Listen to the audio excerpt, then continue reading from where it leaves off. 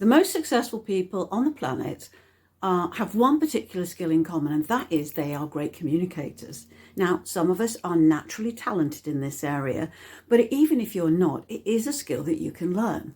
Today, I'm going to focus on written communication. It's a particular hurdle that many face at work, and whilst it might seem unfair, lacking this ability can significantly damage your credibility.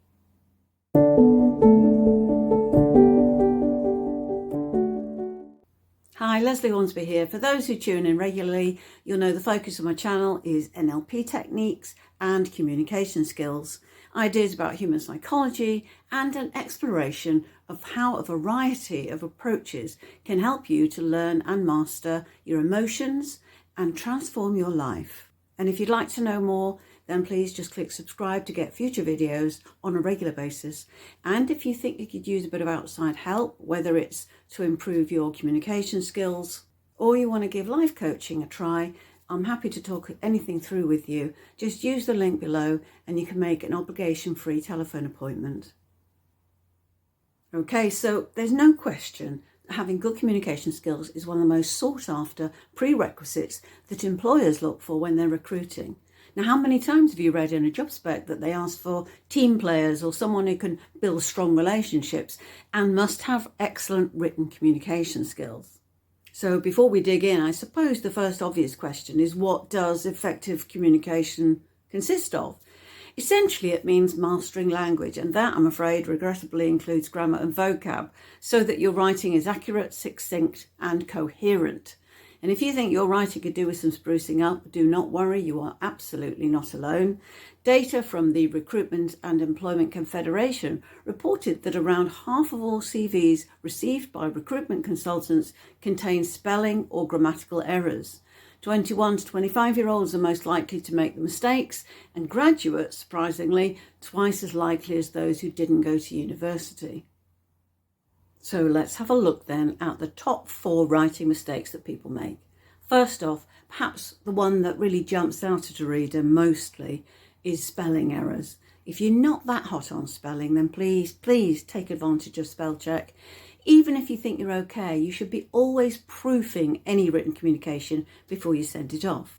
Never try and proof quickly. You've got to slow down, read it back properly, and if you have a patient colleague, ask someone else to proof it for you. If you're unsure of the correct spelling and spell check for whatever reason hasn't picked it up, you can always use an online dictionary. If the word is a specialist business term that's not in the standard dictionary, the best you can do probably is go online, do a bit of research there, maybe look up a business of a similar type, and hopefully you'll be able to find it there. You know, spelling in English is a bit of a minefield because the language is really a mix of lots of different languages. The whole origin of English is made up of words that are taken from Latin, Greek, French, German, as well as little bits and pieces of other local languages like Celtic and Gaelic. Now, there's no surprise that there doesn't seem to be a consistency in the way some words are spelt or even pronounced. Much of this is due to a third of our vocabulary being derived from French. And this is why the Americans deliberately changed how they spell and pronounce a lot of English words. Early American dictionary compilers, notably Noah Webster, felt that simplifying the spelling, such as colour or theatre, could aid literacy by streamlining the language and so making it easier to teach and learn. Now, the purists amongst us, me included, doggedly stick to the original, but bit by bit I've seen that these revisions are making their way into everyday use here in the UK, as well as the States. Now, if you're not sure what's acceptable in your workplace, then just ask. So on to the next error that people make in their written comms, and this is not getting to the point quickly and effectively enough. And I have to rein myself in on this one because I can be a bit of a windbag when I'm writing if I don't watch what I'm doing. And I usually reread my letter or email and end up having to do a bit of trimming to keep it concise.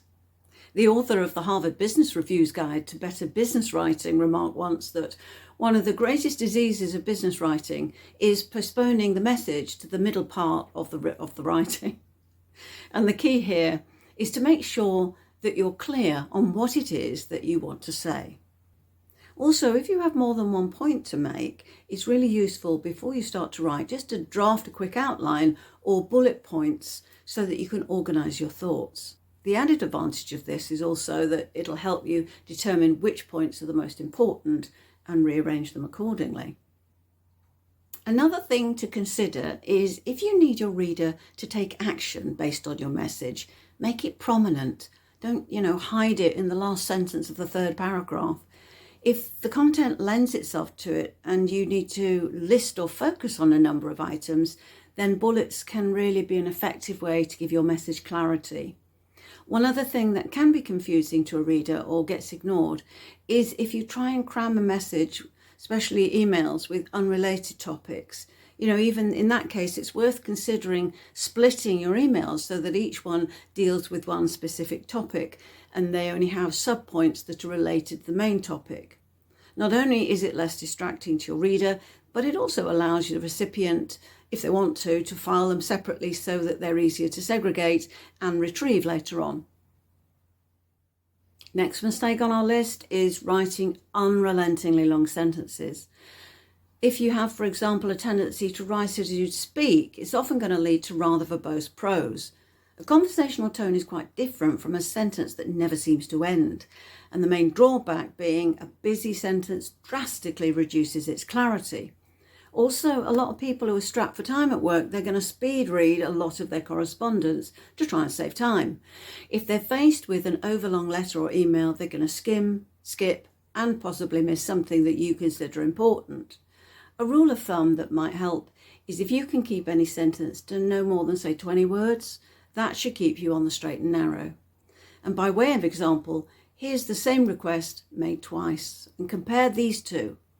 I'm writing to inquire whether you'd be able to, at some point in the future, to help me out with some of the research that we are doing in relation to our current project on customer satisfaction. Compare that to, I am writing to ask whether you could assist us with our research on customer satisfaction. I hope you can see the difference there. Concentrate on shorter sentences, they read more quickly, and this discipline will help you eliminate extraneous talking points. If you do find yourself faced with a long sentence, it's likely going to be joined together by conjunctions such as and or also. Try removing these little bridges and see if you can divide the consecutive clauses into separate sentences. Next up is one of the horrors of English, which is the apostrophe. I devote a great deal of time in my business writing skills course to this bête noire of English grammar. The apostrophe elicits groans of pain from delegates when we broach it in my workshops. Apostrophes have two main uses in English. One, to indicate possession, and the other is what's known as contraction, which just means it's used to indicate when letters or a letter is missing. Where people seem to struggle the most is the position of the apostrophe when it comes to indicating possession when the noun is plural. So let's look at a simple example of how this works. Let's say you talk about the girls. That's more than one girl. But the girl's book, this is singular possession, the book of the girl. But the girl's book, this is plural possession, indicating the book of the girls. Now, perhaps the funniest mistake occurs when the apostrophe gets dragged into an acronym. And it can be tempting to stick in an apostrophe when writing things like TVs or for decades in numerals such as the 1990s. How often do you see it written like that? Wrong, wrong, wrong. I've added a link below with a brief summary of the rules governing apostrophes, which might be something that would help you. As usual, that's by no means the full list, but it's just a few tips on cracking those written communication skills, and I hope that they go some way to helping you make improvements. If you're interested in developing this skill further, I offer a variety of written communication workshops, including general business writing, report writing, and penning the perfect email. You can reach me by using the contact link I've added below. It'll allow you to make a preliminary obligation-free chat to discuss your needs in a 30-minute appointment, and after which you can decide whether you want to book some training. Don't forget to hit subscribe to be notified of new videos I post most weeks. And in the meantime, thank you very much for your company. I hope you can join me again next time for more on bigging up your skills and living your best life. Bye for now.